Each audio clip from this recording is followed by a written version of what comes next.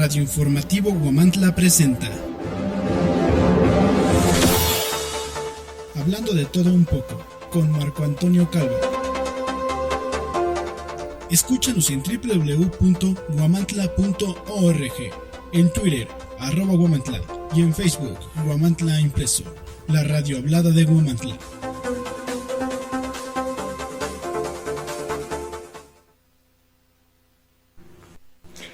Hola, estimado auditorio, ¿cómo están? Muy buenas tardes. Aquí de nuevo con ustedes tratando algunos temas, cómo se portaron en toda la semana, más bien 15 días que no nos vemos. Sí, como ustedes saben, mucho trabajo, mucha complicación pero hoy estamos aquí con ustedes y además lo que les habíamos prometido, un tema de interés, yo creo que general. Todos en determinado momento nos volteamos a ver al espejo y decimos, bueno, ¿cómo estamos, verdad? ¿Cómo nos sentimos? ¿Cómo estamos en cuestión física, ¿no? Mental es importante, pero física. Y como ustedes recordarán, habíamos invitado ya en otra ocasión a María José Calva Corona, que ella está estudiando nutrición y ciencia de los alimentos, y bueno, aquí nuevamente la comprometimos a que estuviera con nosotros para platicar algún otro tema sobre nutrición. Bienvenida, María José. Buenas tardes. Este espacio es para ti las veces que quieras, sobre todo porque creo que al auditorio recibimos muchas llamadas, muchos comentarios la vez pasada, y creo que hoy tenemos un tema en particular que creo que es de interés general y va a causar sobre todo yo creo que el pensar en cómo nos debemos de alimentar, pero sobre todo qué debemos de cuidar. Se ha dado mucho el caso de que los padres nos preocupamos mucho por nuestros hijos, de cómo se están alimentando y demás, pero muchas veces no detectamos algún problemita que tenemos por ahí. Y bueno, se ha escuchado sobre trastornos de la conducta alimentaria. Entonces, María José, ¿nos pudieras comentar qué es esto? ¿Qué son los trastornos? Bueno, buenas tardes. Como sabemos, hay ciertos comportamientos leves que pueden cambiar en torno a la alimentación y a los patrones que se tienen, y pueden ocurrir en respuesta a eventos que pueden ser de estrés, alguna enfermedad, algún aspecto personal, como es muy común tener dietas, pero cuando los llevamos al extremo, que hay alteraciones graves en los patrones de alimentación, se llegan a hacer ciertos cambios fisiológicos principalmente y muy importantes, que nos llevan a restricciones completas o totalmente de alimentos, algunos atracones. ¿Esto qué quiere decir? Que en un lapso muy corto de tiempo hay un volumen no normal en cuestión a la ingesta de alimento. Hay purgas, hay cambios de peso constantes, no sanos, y también hay cambios emocionales en torno a lo que es la alimentación. Aquí, entonces, quiere decir que existen conductas al nosotros alimentarnos. ¿Nos puedes decir cuántos tipos hay de conductas, de trastornos de conducta alimentaria? Los más conocidos y los que siempre de los que se hablan es la anorexia nerviosa y bulimia nerviosa, y uno que se está apenas como introduciendo y catalogando como un trastorno de la conducta alimentaria es el trastorno por atracón. Hay otros 3 de los cuales vamos a hablar más adelante, que no son tan comunes, pero también están relacionados con la ingesta alimentaria. Ok, este tema yo creo que es muy importante, porque siempre hemos escuchado o hemos visto en las noticias, el periódico, comentarios, en fin, que la anorexia, ¿no? La anorexia que nos da tanto temor, o que conocemos lo que se dice por ahí, pero realmente, ¿qué es la anorexia? ¿Qué lo causa? Mira, quiero comentar que esto no viene desde, o sea, como que de este siglo, esto viene desde siglos anteriores en los que las mujeres principalmente, y se viene por la parte de la religión católica, se restringían alimento por querer estar en ayuno, por querer recibir, digamos que la comunión de una manera más pura. Entonces desde ahí empezó como una restricción de alimento de no tengo que comer porque voy a recibir. Entonces desde ahí empiezan como a detectar este tipo de trastorno en el cual realmente la persona se aferraba y no comía, y no le importaba pasar hambre, realmente como convivir, porque el alimento es una convivencia. Entonces, es como muy importante saber que no es de ahorita. Ahorita, claro, ha aumentado muchísimo. Hay los últimos encuestas que hubo en relación a este tema, un 300% aumentó en los 20 años, en los últimos 20 años aquí en México principalmente, todo este tipo de trastornos. Y bueno, ya hablando de la anorexia nerviosa, este es uno de los trastornos menos como comunes, pero tiene 3 principales características. Limita su consumo al punto en el que hay una pérdida de peso importante de la persona y llega a tener un aspecto esquelético. No sé si han visto ciertas imágenes en lo que realmente la persona está hecha del hueso y la piel. No tiene absolutamente ni músculo ni grasa. También hay una persistente preocupación por no tener un aspecto, digamos que gordo, en ese nombre se le llama. A ver, entonces, ¿cuál es la diferencia entre anorexia y bulimia? Porque yo las confundía, ¿no? Al final de cuentas, cuando no conoce o eres anoréxico o eres bulímico, ¿no?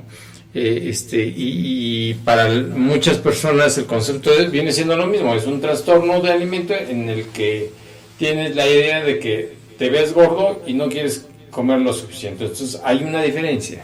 Sí, claro, la anorexia nerviosa hay restricción de alimento, o sea, la persona no se alimenta, no come, rechaza el alimento. Y en la bulimia, que ahorita les puedo hablar de las ciertas características que tiene, la bulimia son personas que tienden a ser con peso normal y hasta con sobrepeso. ¿Por qué? Porque tienen atracones y luego sienten culpabilidad y vomitan. Mencionas atracones. ¿Qué es un atracón? Atracón es la ingesta de alimento en corto tiempo y a grandes volúmenes, que no son volúmenes normales. O sea, cuando come uno nervioso y come uno muy rápido. No hay un disfrute. Los bulímicos no disfrutan la comida, normalmente quieren comer solos, no tienen como esa vergüenza de que no pueden controlar y no pueden parar, y llegan a ya tienen una saciedad dolorosa en el que el estómago realmente hasta ganas de vomitar, pero ya es una cuestión ya hasta física, que el cuerpo ya no puede recibir más comida. En el caso de los dos, ¿hay culpabilidad al comer? Porque yo leí un poco que aquellos que son bulímicos le entran al momento y después pasa cierto tiempo y dicen, no debí de haber comido, ¿no? Me veo gordo o voy a engordar. Hay una culpabilidad ahí y eso es lo que genera ir a vomitar, digamos. Sí, es muy importante como destacar que creo que a todos nos ha pasado de que no nos teníamos que comer ese pedacito de pastel porque ya estaba satisfecho, y sí llega a haber cierta culpa, pero en estos casos principalmente hay una ingesta no normal de alimento. Entonces, claro que todo esto viene a depresión, estrés, y van al baño a vomitar. O sea, hay una cuestión purgativa, que puede ser desde laxantes, diuréticos, fármacos que los hacen vomitar, o ellos mismos se hacen vomitar. Entonces, ahí es una gran diferencia con la anorexia. Y destacándolo como que en la parte psicológica, que es muy importante tratar, porque estos son enfermedades. O sea, no le puedes decir a la persona que tiene anorexia o bulimia, no te veas gorda, o sea, come. No, realmente es una enfermedad mental en la que en el anoréxico tiene distorsión de su composición corporal. No, se ven gordos, aunque estén hechos un esqueleto. Y en la bulimia hay algo muy parecido, o sea, también, o sea, no les gusta su apariencia física, se ven gordos, pero aquí ya hay una cuestión más se me atravesó el pastelito, alguien, o sea, es el culpa del mundo, o sea, alguien me puso ese pastel y me lo tuve que comer. Y en cuestión del anoréxico es un control total, o sea, yo no como y me siento orgulloso de que tengo un control. Entonces en el anoréxico nunca vas a ver un atracón, y en cambio en el bulímico sí. O sea, hay una actitud, un comportamiento para cada enfermedad y que de alguna manera uno puede detectar, porque este tema, yo creo que muchos de los padres que nos están escuchando, o del auditorio, o que tienen algún familiar o algún conocido, quizá ven de manera normal que un niño esté comiendo mucho, ¿no? Y dicen, ay, qué bien come mi hijo, ¿no? O qué bien come este joven. Pero después vemos que inmediatamente o al poco tiempo van al baño y salen como que ya muy tranquilos, ¿no? ¿Por qué? Porque ya fueron, digamos, a tener el desahogo del alimento que tomaron y que comieron, y que de alguna manera puede ser una llamada de atención para algunos padres. ¿Por qué lo comento? Porque realmente nosotros no conocemos el diagnóstico y a veces ignoramos los padres, pasan muchas cosas y a lo mejor esta enfermedad se pudo haber atendido inmediatamente o buscar ayuda y no lo hacemos porque realmente no tomamos en cuenta eso hasta que ya nos vemos en situaciones críticas como el anoréxico que bien mencionabas, porque yo veo casos, imágenes en donde el anoréxico independientemente de que físicamente ya se ve muy delgado, ellos piensan que están gordos y que siguen y quieren seguir sin tomar alimentos, ¿no? Entonces, por lo tanto, son enfermedades, como bien mencionas, nerviosas, psicológicas, y estos deben de ser atendidos por psicólogos o por nutriólogos.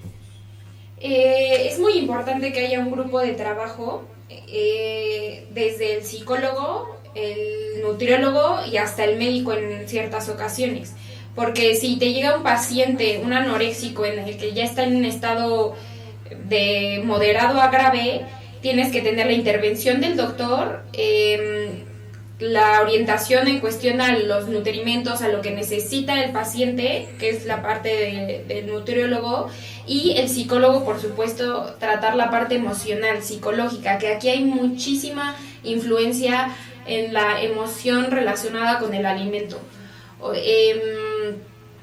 Como lo mencionaba, el anoréxico siempre va a tener como que ese control de no como y me siento orgulloso.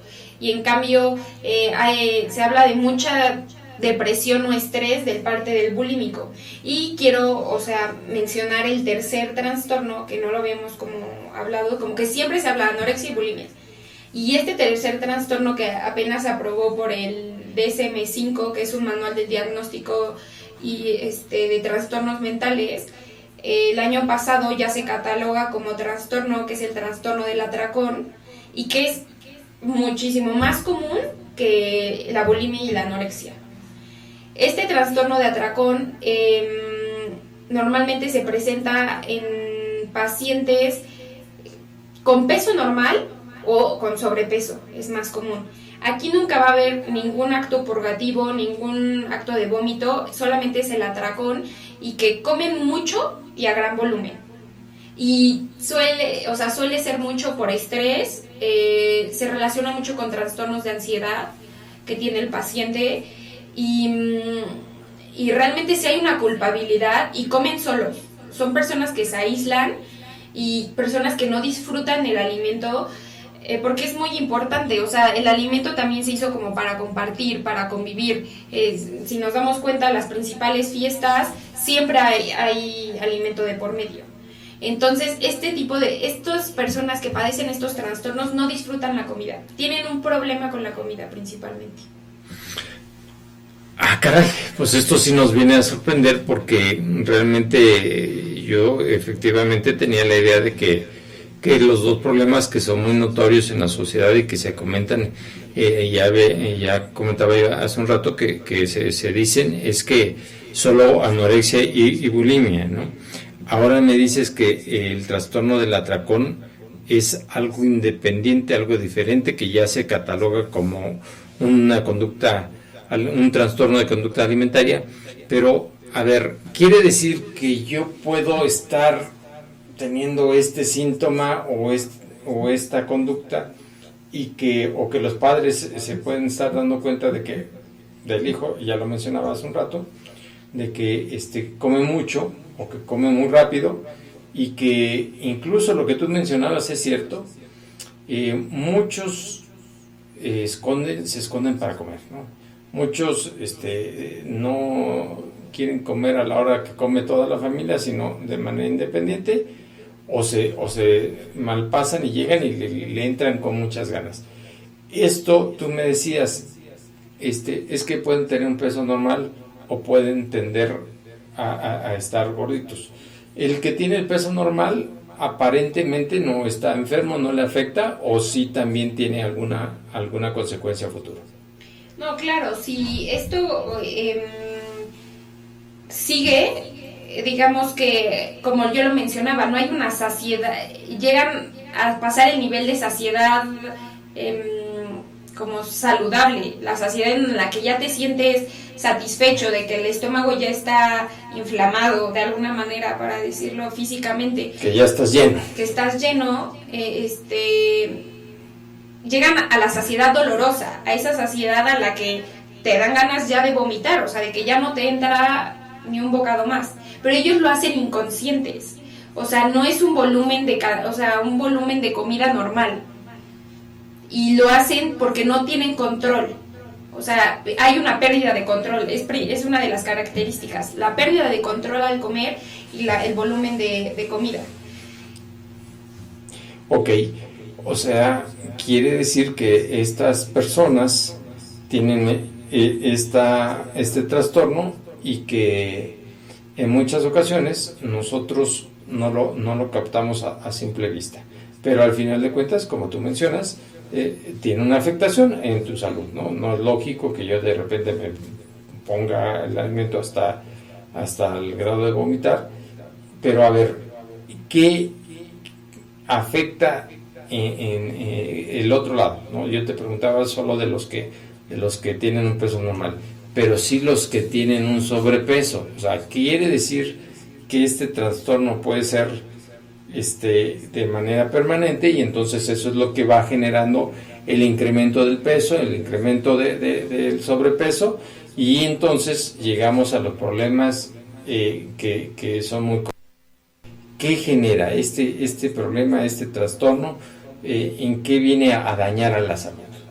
Claro, porque como mencionaba, este trastorno no hay ninguna conducta compensatoria. ¿Qué quiere decir? Que no hay ninguna hay ninguna actividad purgatoria, o sea, no hay vómito, no hay laxantes, no hay diuréticos.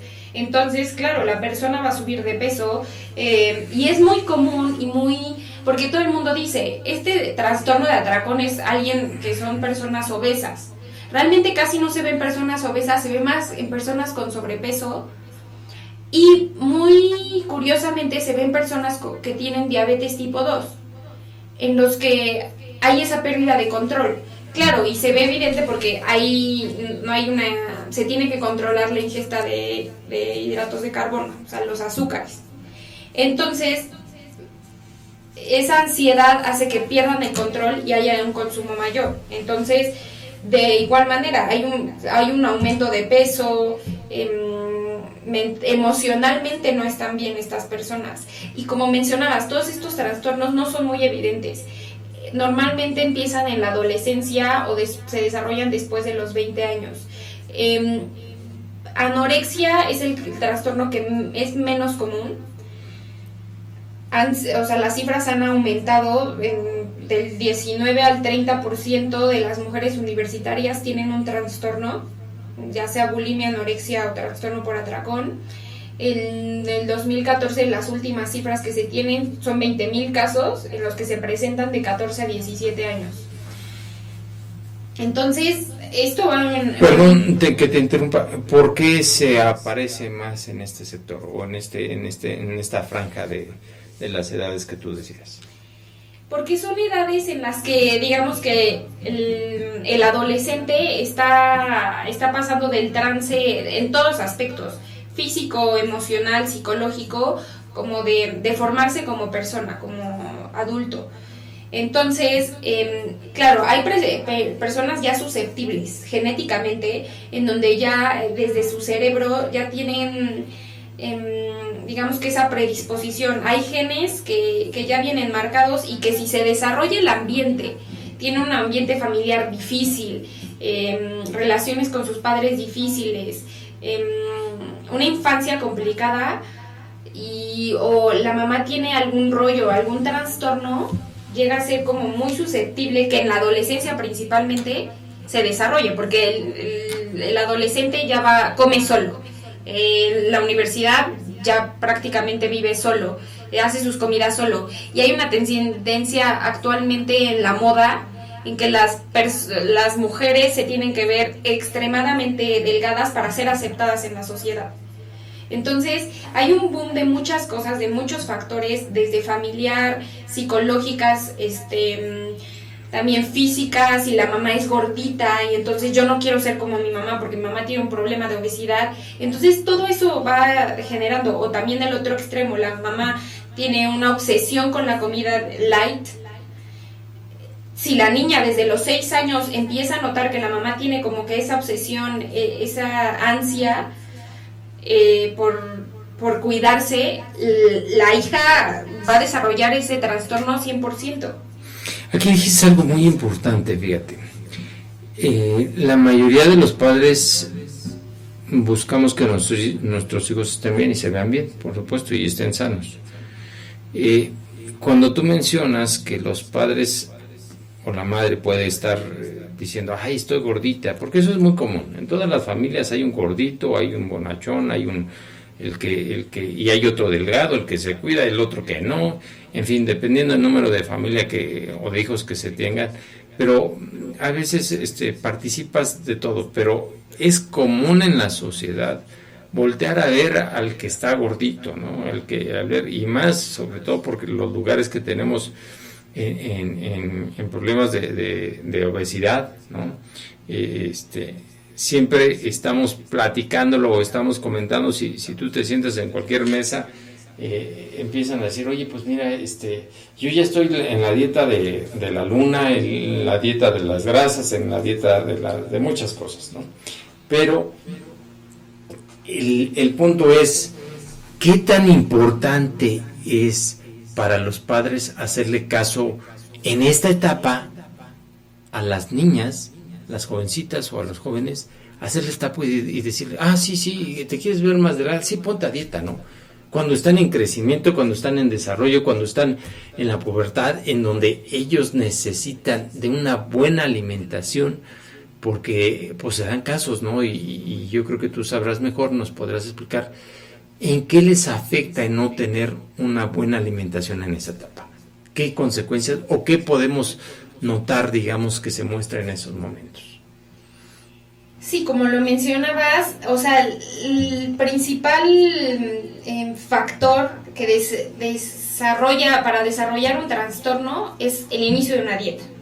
Si una niña a los 14 años llega y dice, voy a hacer la dieta que mi amiga me dijo, porque ella está bajando de peso, que en el 95% de los casos se da, es una mala orientación, porque la niña no necesita muchísimo más nutrimentos y en general energía para poder desarrollar sus actividades. Es cuando, como lo mencionabas, está en crecimiento, hace tal deporte, la escuela, es un momento de mucha actividad, de mucho desarrollo.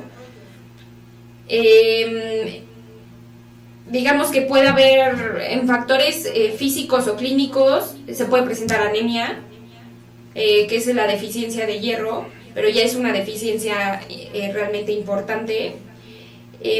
Hay pérdida de densidad ósea, y esto es gravísimo porque se ha notado en los pacientes con anorexia que pueden tener...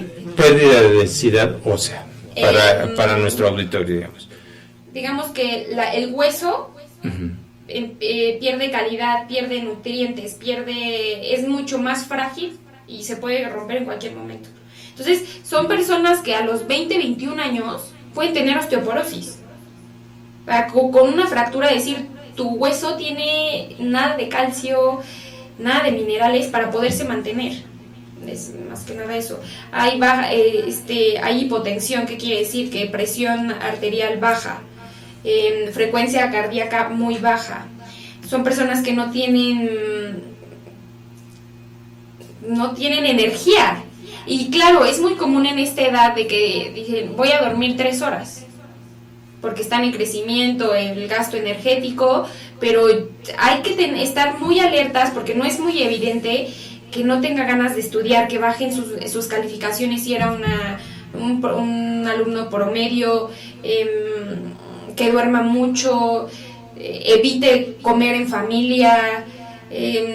Principalmente en anorexia ellos quieren tener el control de la comida, qué comen y qué no, entonces ellos se ofrecen para cocinar y ya comí en lo que estaba cocinando. Son como que ese tipo de alertas en que los que se tiene que tener mucho cuidado, estar muy al pendiente.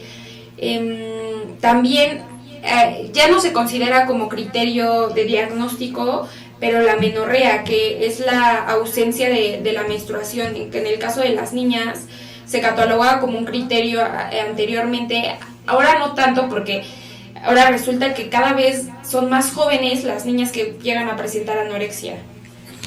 Entonces, claro, todavía no tienen su primer periodo de menstruación, entonces no se podía catalogar, pero es uno de los criterios principales para mí. ¿Alguna ocasión yo escuché que también la pérdida del cabello o no? Claro, hay muchísimas cuestiones físicas en las que uno se puede dar cuenta. La caída del cabello, la caída de las uñas, llegan a desprenderse de que realmente se están perdiendo todos tus nutrientes del cuerpo, porque se necesitan mantener la energía, digamos, que los demás órganos funcionen. Entonces pierdes músculo, hay mucha resequedad en la piel. Hay muchísimas cuestiones físicas en las que uno se puede dar cuenta. Al haber pérdida totalmente de grasa, digamos que los huesos se notan mucho más. Se pega la piel al hueso y demás, ¿no? Es muy común que tengan frío. Entonces, claro, las niñas llevan 3 sudaderas, igual porque no se quieren. Hay una cuestión tanto física como mental, de no quiero que me vean mis lonjas, por ejemplo, y que la niña está esquelética pero se muere de frío, porque la grasa lo que hace es mantener la temperatura corporal. Entonces, claro, al estar ausencia, eso creo que por eso los elefantes marinos, por eso animales que viven en el frío y demás, por eso tienen esa protección de grasa, ¿no? Porque los protege en ese sentido. Mira qué interesante lo que nos platicas, porque muchos de nosotros no tenemos esa información y, repito, podemos caer en los detalles de irnos con la finta de decirle, yo le consiento todo a mi hija, yo le consiento todo a mi hijo, y entonces si me pide ir aceptar una dieta en esa etapa, y bueno, estamos hablando de la etapa del adolescente, pero me voy un poco más atrás, María José. ¿Qué pasa con los bebés, ¿no? Porque hoy en día se oye mucho de que hay que controlar su alimentación desde que naces. Y que me queda claro, ¿no? Digo, su servidor que alimenta o que tiene algunos borreguitos por ahí, nos preocupamos mucho porque hay diferente tipo de alimentos para cuando son corderitos y cuando van creciendo y cuando ya es para engorda o está en crecimiento. Sucede y la lógica me dice que sucede lo mismo con el ser humano. Cuando son muy pequeños debemos de cuidar esa parte, ¿es correcto? Sí, claro, la alimentación desde que la mamá se encuentra embarazada es básica, que ella tenga una buena orientación nutricional y claro, al ser el bebé lactante, tiene que realmente recibir una buena alimentación para poder desarrollarse correctamente. En cuestión igual al... Pero el trastorno, digo, hablando de trastornos de conducta alimentaria, ¿no desde ahí puede generarse un trastorno dentro de su desarrollo, dentro de su crecimiento como tal? Claro, viene desde la niñez principalmente, porque no hay digamos que, no por echarle la culpa a los padres, pero si no hay una buena atención hacia el niño en todos aspectos, desde la alimentación, estar con él, su escuela, el niño va a tratar de agarrarse de algo que él pueda controlar, de algo que él pueda decir, bueno, esto le llama la atención a mis papás, o sea, con esto llamo su atención. Entonces, lo que más tiene en contacto y es muy común, pues, es la alimentación, los alimentos. Entonces, sí se llega a ser de los primeros momentos en los que si no hay una buena relación madre-hijo, pueden hacer que el niño se obsesione. Veía un video la semana pasada en el que realmente le preguntan a las mamás, ¿qué es lo que no te gusta de tu cuerpo? Entonces la mamá le decía, no sé, las piernas, la nariz, a diferentes mamás. Y hacen la misma entrevista a las hijas de esas mamás. Y las mamás reciben esa carta y se dan cuenta que son las mismas cosas, o sea, no les gustan las mismas cosas de ellas mismas. ¿Por qué? Porque claro, los hijos, aunque no lo crean, escuchan, están al pendiente, tienen una relación súper estrecha con la mamá. Entonces las mamás impresionadas que dicen, pero pues, si sus piernitas son chiquititas, ¿cómo no les va a gustar? Claro, hay tanta relación, entonces es muy importante que las mamás se den cuenta realmente de hasta cómo actúan ellas, o sea, cómo se quieren ellas mismas, porque si la hija no se va a querer de la misma manera que la mamá se quiere. O sea, es una influencia que puede ser escuchada o puede ser vista, ¿no? Que yo me volteo a ver que tengo una panza media grande, pues no me gusta mi panza, y a lo mejor eso voy a generar que lo vea mi hijo y le va a generar cierta inconformidad de la misma manera, porque al final de cuentas los hijos son una esponja, ¿no? Siempre están viendo lo que el papá no le gusta o lo que no le gusta. Aquí me preocupa algo, María José, y me gustaría que no lo comentaras. Realmente, tú nos comentabas que hay trastorno de alimentación. Estos son los especificados, pero entiendo que hay otros no especificados. Sí, hay unos que se presentan con muchísimo menos frecuencia, pero que se catalogan como hay un trastorno de la alimentación. El primero es PICA, no sé si alguna vez alguien lo haya escuchado, es la ingestión de sustancias que no son alimentos. Es algo muy raro, pero se llega a dar principalmente en embarazadas y en niños, aproximadamente de 2 años, en el que se llega a comer tierra, yeso, cal. No sé si han escuchado personas que lamen las paredes. Entonces son comportamientos no normales en los que se habla y se sigue discutiendo mucho si hay una deficiencia, por ejemplo, de hierro, y esa deficiencia causa este trastorno.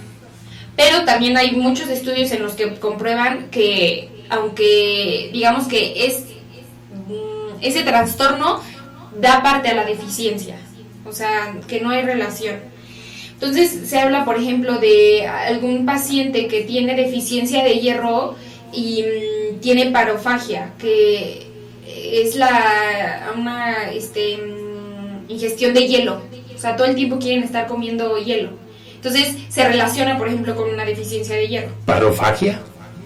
Porque yo he visto que a muchos les encanta comer, mastican el hielo, ¿no? Sí, claro, entonces no son sustancias comestibles. Uh-huh. Ese tipo de cosas. Hay desde tierra, cosas que no son saludables y que, claro, las consecuencias son terribles porque tienen una toxicidad muy fuerte y llegan al hospital. O digamos que ni siquiera la mamá sabía que tenía ese trastorno y llegaban normalmente al hospital por obstrucción intestinal, por supuesto. Y lo vemos algo que es muy común, digo, no sabía el nombre, pero sí, efectivamente, cuando está uno pequeño, ¿no? Pues, y a veces lo deja uno porque dice uno, forma anticuerpos, ¿no? Que dice, ay, se comió tantita tierra, no pasa nada, ¿no? Oye, se está chupando el tubo del barandal, no le pasa nada, son anticuerpos, son lo que tenemos en común, ¿no? Aunque escuchaba un comentario en la semana de que hay que tener mucho cuidado con ese tipo de cosas porque los vemos sencillos y demás.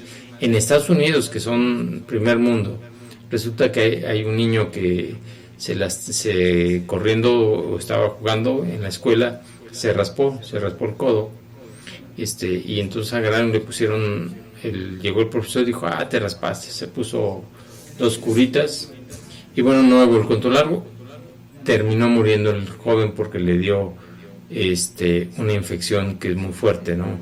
Y que perdió la vida por no tener, digamos, los primeros cuidados necesarios para poder evitar eso. Entonces, lógicamente hoy, como está el ambiente, pues cualquier bacteria, cualquier ingesta para un bebé, para un niño, para un adulto, para quien sea, son ya muy complicadas, ¿no? Porque día con día hay nuevas bacterias, mutan y demás, y entonces a veces no saben, últimamente lo he escuchado, de que no hay enfermedades que no se conocen. Pero bueno, regresando al tema, María José, dentro de estos trastornos de conducta alimentaria, ¿qué podrías sugerirle al público, a nuestro auditorio, que tengan cuidado en cuestión en los 3 en particular? A mí me gustaría que nos dieras algunas recomendaciones para que estemos enterados y tengamos anticiparnos, preventivos en ese tipo de cosas y no correctivos cuando ya las consecuencias son más grandes, ¿no? Pues una de mis recomendaciones principalmente es tener una buena orientación nutricional. Si el adolescente tiene algún problema de peso, tiene ciertas dudas de qué quiere consumir, qué puede consumir, que no quiere tener una mejor composición corporal, está haciendo deporte y la verdad quiero cuidarme, ok, vamos con un profesional, vamos con alguien que realmente sepa cuáles son las necesidades en todos aspectos, energéticas, de macronutrimentos de ese persona específico, porque el problema es que hay una mala orientación. Entonces, claro, si sigues la dieta de la piña y la niña en pleno crecimiento, claro, o sea, se va desarrollando como todo el trastorno, el que haya esa preocupación obsesiva por subir de peso y que hay una influencia, como lo mencionaba, muy, muy fuerte en cuestión de moda, en cuestión a todos los medios, las imágenes, cada vez más en las redes sociales hay digamos que apps sí, más que nada apps que te ayudan a bajar de peso. Es como todo este boom de sé súper saludable, come orgánico, no comas, no al gluten, no a esto. Entonces hay tanto bombardeo, pero no hay información. No hay una verdadera orientación hacia el consumismo, sobre todo el decir, sí, pero estamos hablando de la etapa adulta, o estamos hablando de la etapa de adolescente, o estamos hablando de la etapa de bebé. O sea, realmente tenemos que ver que como se dice vulgarmente, ¿no? Cada medicamento es para cada enfermedad, pero dependiendo del paciente, ¿no? Hoy por hoy, nosotros como que es la regla de todos, que si ya hay una dieta que se le hizo a Marco Antonio Calva, ¿no? Es la misma que le pueden aplicar a María José, y no es así, ¿no? ¿Por qué? Porque son sexos diferentes, porque son condiciones físicas diferentes, porque son tamaños diferentes, ¿no? Y que como tal se tiene que hacer, digamos, una dieta adecuada para cada quien. Por eso la sugerencia es acérquense con un profesional, ¿no? Sí. Ok, esa es la parte. La segunda, ¿qué es lo que pasa si yo tengo a alguien con anorexia o con bulimia? ¿Qué es lo que a quién debo de recurrir? ¿O qué es lo que tengo que hacer propiamente? Sí, realmente acudir a un equipo profesional que se pueda consultar, que sea algo coordinado, algo ya establecido. Ahora no tengo, digamos, que un dato de alguna clínica, pero en México hay varias, en Puebla seguramente también, realmente no sé si aquí en Tlaxcala más cerca existan, pero lo principal es ir con una clínica, acercarse a los expertos y realmente plantearle al paciente, y ellos van a saber guiarlo, o sea, psicológicamente, médicamente, y en la cuestión de nutrición. Qué bueno que mencionas eso, porque la mayoría de nosotros nos decimos que cuando nos vemos gorditos, debemos de recurrir hoy a un nutriólogo, pero si el problema también lo involucra el psicólogo o el mental, pues bueno, tendremos que recurrir también a otra persona. Pero a ver, eso creo que nos va a servir a muchos de nosotros y demás para poder atender eso. Casi estamos ya por terminar, pero yo quisiera antes aprovechar que estás por aquí y que nos dijeras, realmente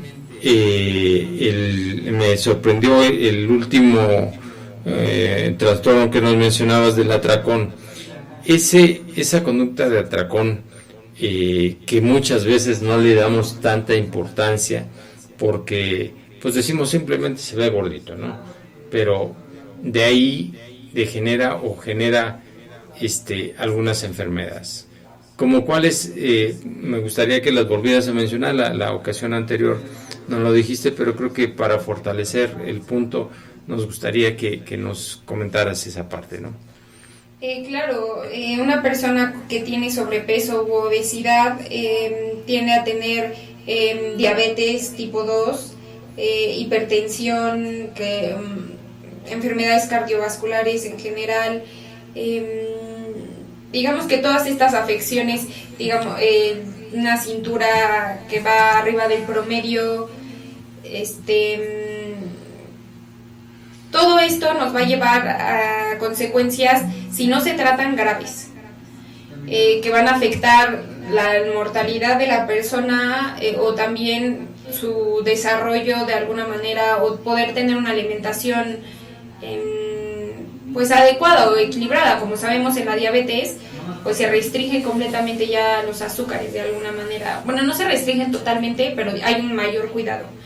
Entonces sí es muy importante que sí haya como, más que nada en este trastorno de atracón, que sí se atienda tanto lo emocional, que va mucho por ahí, mucho más que en cuestión de nutrición, porque nada más lo que hace el nutriólogo en estos trastornos es guiar a la persona, guiar qué tiene que comer, cómo debe de alimentarse, qué necesita, y ya la parte psicológica ya es cuestión de tratar las emociones, qué causó este trastorno, alguna mala experiencia, muchos hablan de violación, de malos tratos familiares, entonces sí es muy, muy, muy emocional y muy importante tratar el estado mental de la persona. Claro. Bueno, pues qué interesante todo lo que nos comentas. Yo quisiera ver que en otra ocasión pudiéramos tocar algún otro tema. Sé que has estado haciendo tus prácticas en hospitales, sobre todo atendiendo enfermedades ya muy fuertes en cuestión de infantil, ¿no? Entonces sí nos gustaría que nos platicaras acerca de eso, porque creo que es la base y eso es lo que buscamos nosotros, que el día de mañana haya un cambio, que bajemos en el nivel que estamos a nivel mundial de obesidad, que cambiemos y que ojalá y vayamos quitándonos ese lugar y vayamos adquiriendo otro en estar bien alimentados, porque sobre todo en nuestro México tenemos todo para tener una buena alimentación y creo que eso nos podría servir. Entonces yo te agradezco, María José, una vez más que nos hayas acompañado, que nos hayas orientado sobre esto y que esperamos que a futuro podamos platicar de esto. Y recuerden, pues nos estaremos viendo de aquí a 8 días. Gracias a ti por la participación. Nos estaremos viendo de aquí a 8 días, ya saben, todos los viernes de 4 a 5 de la tarde, aquí en Radio Informativo Huamantla, hablando de todo un poco con Marco Antonio Calva. Recuérdenlo, aquí nos vemos. Muchas gracias. Gracias.